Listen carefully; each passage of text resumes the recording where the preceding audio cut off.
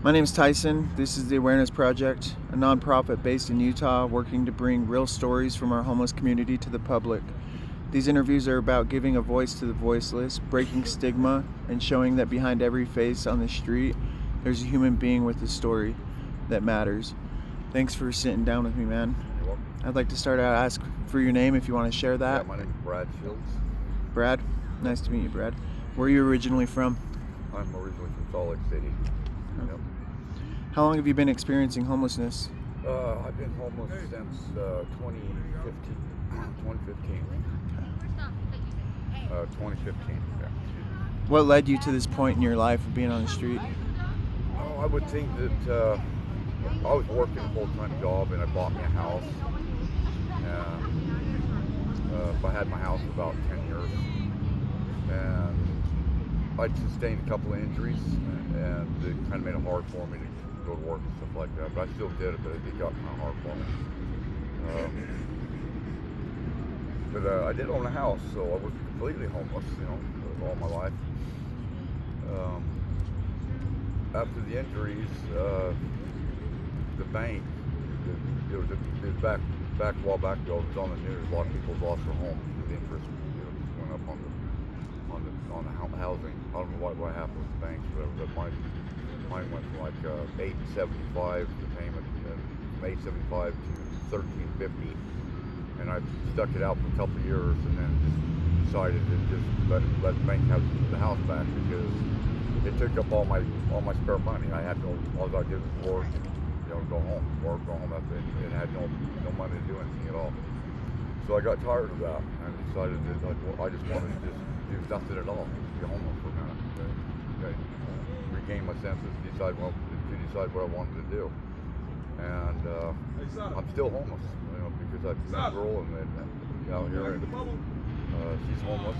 She's pretty much been a kind of homeless type of person all her life. Where I wasn't, so I just came out here in 2015. But I'm with her now, and so I have a hard time leaving her because I would feel bad if I left her hanging. But she's a good gal.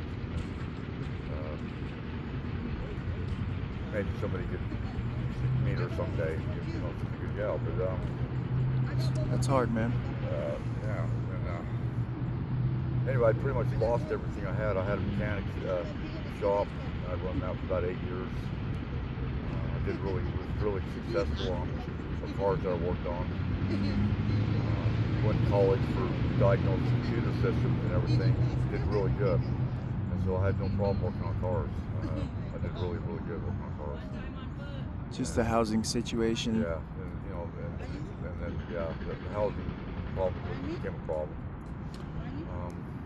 I don't know, after the banks, had problems back then, and I lost my house due to them having problems. I feel discouraged about even wanting to buy a house anymore, so I just to be homeless. I didn't want to go back and buy a house after what happened to me. And I just have no enthusiasm for it anymore.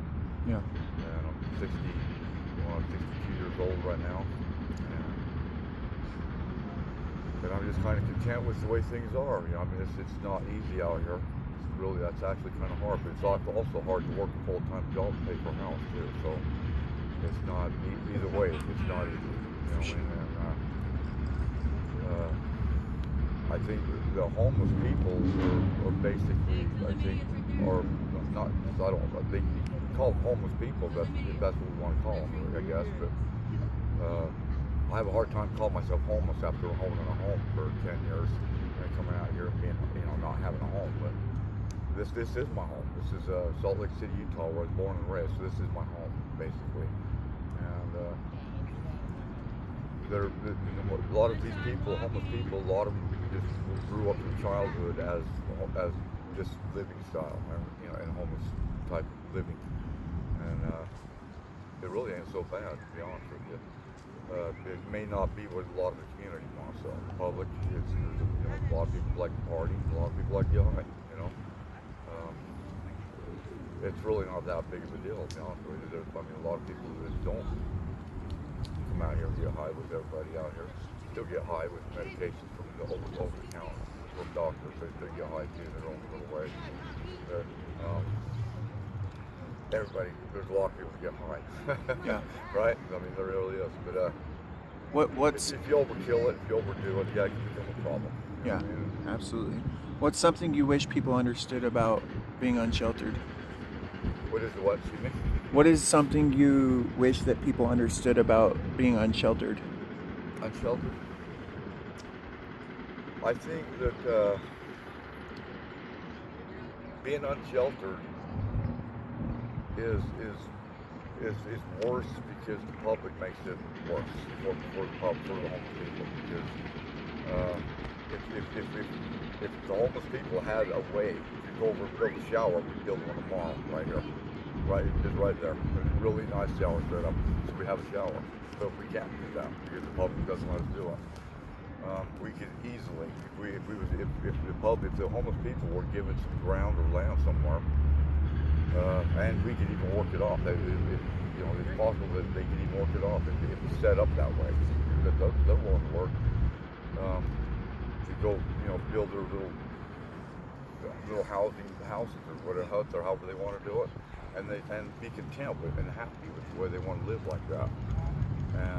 But the public doesn't want that. And when I had my house and I was watching the news and I seen what was going on out here, I didn't really care for it either. You know what I mean? But until you come down and see these people and meet them and kind of live with them, it'll just turn your whole point of view completely around. And society and the public needs to understand these people are here to stay. They've always been here. I mean, if there should be a city out here, make a city out here somewhere out here where people can go out here and build a little shack or do what they want to do out here. And if nobody wants to go over there, then they don't have to. You know what I mean? And, if they come over here and they break the law, then they're going to go to jail. So I don't think they're going to break the law. Homeless people really don't have a big problem with breaking the law. A lot like the behind. That's about it. But I would really like to see that these people are recognized and noticed as people in our community, and not just looked at as a homeless person. You know what I mean? These are wrong. These are people. They're just trying to live life. They may live a different lifestyle than the general public, but they're still people. They have their own little lifestyle, just like over in these other countries. They have their own ways and they have their own lifestyles.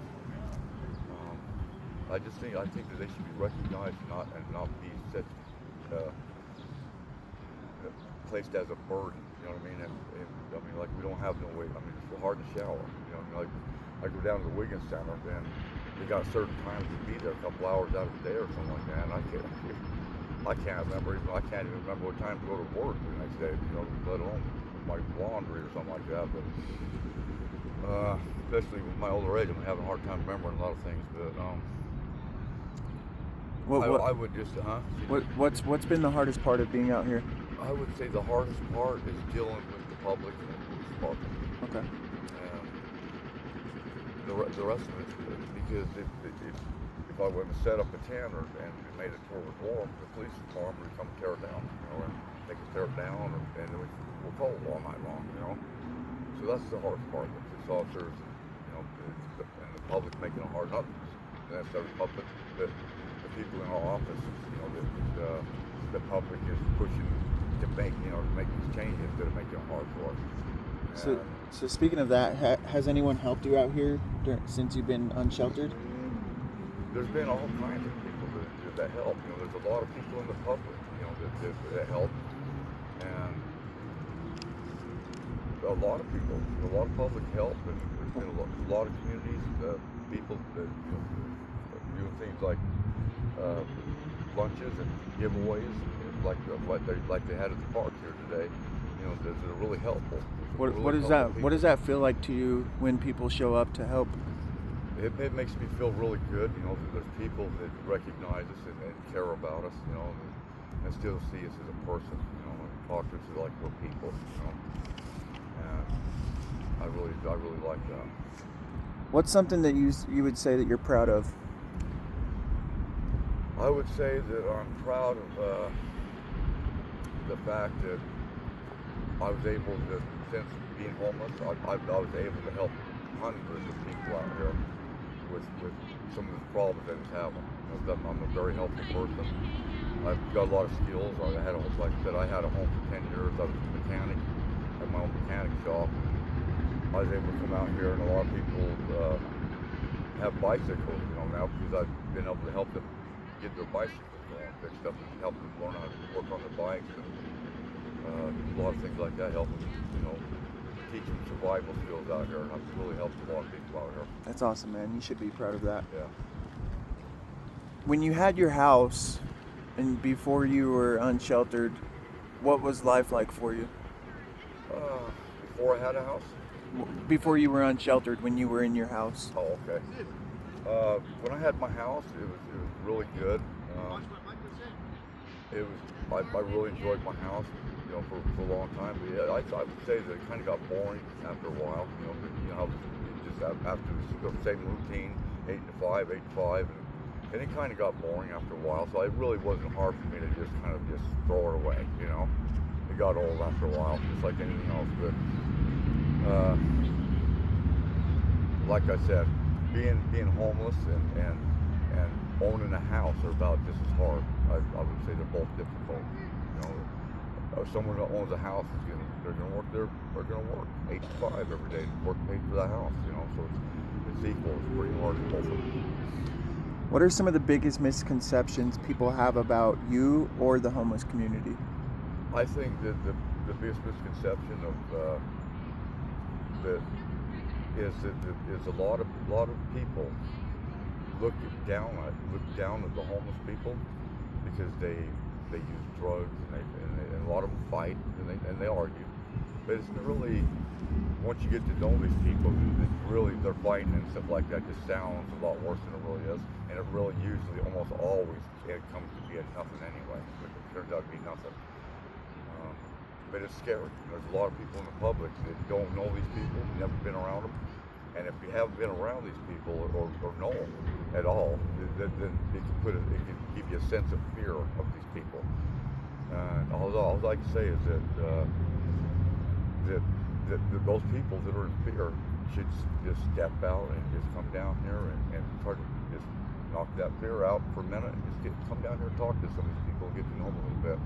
And I bet you half the fear will go away, and then they'll start understanding, this community a little bit better. And because you're in fear of this community, of the homeless people and what they're doing out here, that can get a lot of things made bad for us. Because the officers start making things hard for us, and it makes it really hard for us. So just don't be scared of the homeless people. We're not out to be scary. It actually it's really helpful people. If somebody wants something done, we're really helpful people, just like anybody else, And I would just like to see us all get along a lot better. Drugs are against the law, and a lot of the homeless people do use drugs. But I mean, they're not going to people's homes and going in their yard and doing drugs. You know what I mean? So they kind of overlook that a little bit because drugs is everywhere. It's over the counter, handed down from the doctors. It's everywhere. So drugs is going to be in this world forever, and there's nothing to be done about that. So, but we still all have to live in peace and get along. I think that'd be the best way to try to deal with something like this. What does a typical day look like for you right now? A typical day? Yep. I think that I kind of just don't know what's going to happen from one day to the next. I don't know what's going to happen in my life. I would like it to improve someday, and be better. It could improve if the officers, like I said, if the officers could just back off a little bit. The people in offices were making it so hard that the public's got to quit pushing the people in our office to make it so hard on people out here. But what did today look like for you? Like do you sleep outside or are you in a shelter? I sleep outside. So when you wake up, what does your daily routine look like? My daily routine is I wake up and if I'm lucky, I'll be able to drag a comb across my head. I've got a lot to do. I've got to keep my bikes in good shape, I don't have no income coming in, so I've got every penny that I get is going to come from out here, and I'm going to have to earn that somehow. And what I do is I really work on people's bikes and get a mechanic and stuff like that. And I don't make a lot of money, but I make enough to just kind of skip by, you know. And Do you stay in the same place every night? I'm happy. I'm happy. You know, I'm breathing good fresh air, and I'm happy. You know, and when I'm out here and I'm working on these people's bikes, I'm happy that I'm able to help them get their bikes going. And I work on not just homeless people's bikes, but I work on a lot of people that non-homeless people. They say I'm a good mechanic, so I got people, you know, bringing them all over. But I'm happy. I'm happy regardless of the situation, and it doesn't matter how hard they make it. I'm still happy with the way things are. Since you're in fear of the police and people pushing you around where you're at, do you have to find a different place to sleep every night, or do you have a pretty solid place? Well, the place I have, I've gotten citations from being there, and it's a continuous citation and go to court constantly, and it's pretty much that way for all the homeless people. We all continuously get cited and have to go to court, and we're going to be sentenced by the judge for something. You know, we're all going to pay for that crime, you know, sleeping outside, or, you know, I mean, sleeping in tents or whatever, or just being outside the room, you know, or on a sidewalk. We're going to get ticketed, and we're going to have to pay for that crime. You know, we're going to have to go to jail or whatever they're going to make us do. What do you dream about for your future?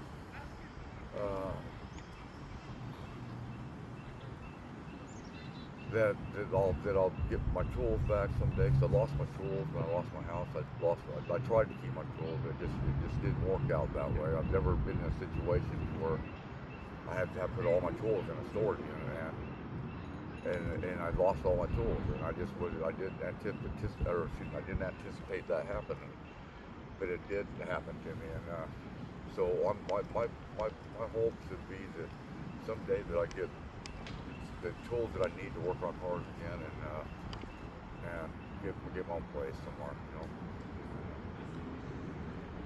and just have my own land somewhere. If you could tell the world one thing, what would it be? I would say that